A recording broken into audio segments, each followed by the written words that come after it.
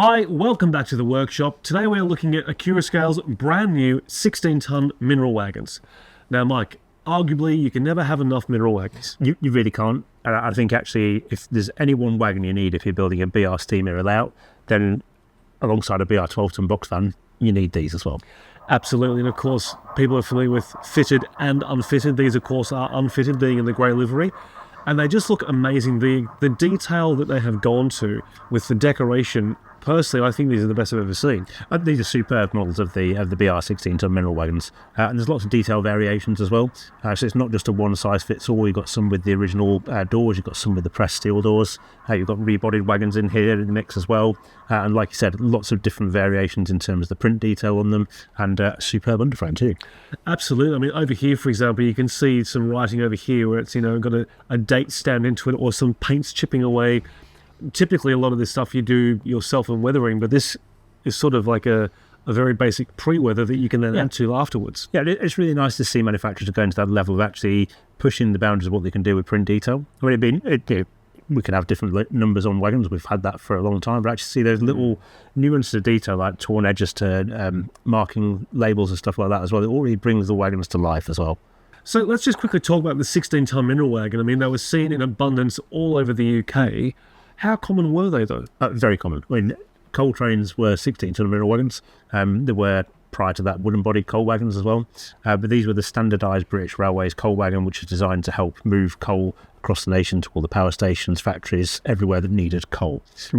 They were, obviously, with their name, they were 16-ton capacity wagons. Always had a 4-axle chassis, an 8-foot wheelbase chassis. And they've got quite simple brakes on them, and they're, as you mentioned before, unfitted wagons, which meant they had no brakes on them, which made it quite an interesting process to actually drive one of these trains from a locomotive engineer's point of view. Absolutely. I mean, you never want to have a runaway with a huge heavy train behind you. Yeah, and that's right. And then actually the driver and guard had to work in tandem to manage the train, to keep the chains of the couplings at the correct length all the time. So you have lots of slop and wagons banging and pulling and banging and pulling, all that kind of stuff. All the things that would never happen in this day and age. Not at all, not with continuous air brakes. So no way. It has been a lot slower trains as well. Absolutely. Now, as far as the time period, I mean, modelers, for example, I mean, you've got, I think these came out, was it the 50s or earlier? Yeah, it's very early 1950s, you start seeing an abundance of these on the railway. The designs were actually authorised before that. And then they were literally, every corner of the British Railway network, you could pretty much find a 16-ton mineral wagon somewhere. They'd be in block trains, which were very common sight. Particularly like the Great Central Railway, for example, is very famous for its wind-cutter mineral trains. Absolutely. Which was 16-ton mineral wagons in block trains. But you also find them in pickup goods as well.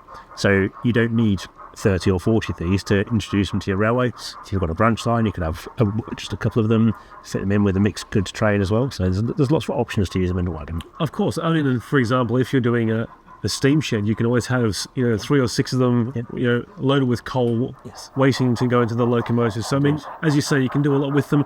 And speaking of block trains, the thing I actually love about this is Accurascale sell these in packs of 3. They do, yeah. So and actually there's a lot of different packs as well. I mean, just going at the BR period ones, which is the bulk of what we've got on the layout here today, they did 12 different packs of those as truffle packs. Each one's got individual numbered wagons in it. There's variances within that, like I say, with the original bodies, rebodied wagons, one with pressed ends. So you've got choices within that as to how you can actually have different wagon types together.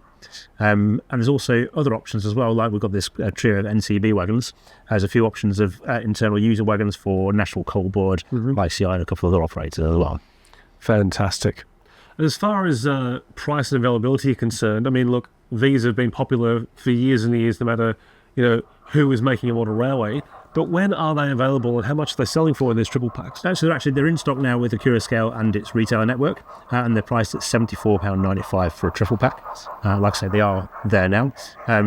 These are wonderfully detailed wagons, and actually you can go further than what we've done here. So we've left them all with their tension lock couplings on, but you can remove all the tension locks, and they come with proper 3-link couplings in the box as well. I mean, standard ones, yeah? So you can actually replace the couplings with proper working couplings and really close up the gaps, a bit like we've done with our 21-ton mineral wagon that you sometimes see around here on our videos. Well, as we said, the 16-ton mineral wagons was seen all over the UK, which means arguably your model railway needs quite a few of them as well. And you can read a full review of the Accurascale 16-ton mineral wagons in HM214, a March edition of Hornby magazine. That's right. We've also got more online about the wagons as well. You can see more pictures of the different vehicles that are in those packs. Plus, if you're thinking about weathering them, it'd be worth tuning into our first weathering series, where Jonathan here went to town on the Accurascale 21-ton mineral wagons, and you can use very similar methods to weather these as well. Yeah, all 18 of them. Anyway, you enjoyed it. I did. It was a challenge, but they looked... And you got your own back on me with the cement train, so it's fine. He did. Absolutely. Anyway, thank you very much for watching today. I hope you enjoyed this video. I'll see you next time.